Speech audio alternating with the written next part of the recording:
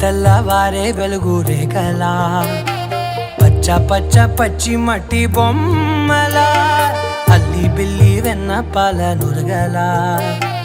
అచ్చ తెలుగు ఇంటి పూల కొమ్మలా దేవదేవుడే పంపగా ఇలా దేవతే మా ఇంట అడుగే పెట్టెనంట బ్రహ్మ కళ్ళలో కాంతులే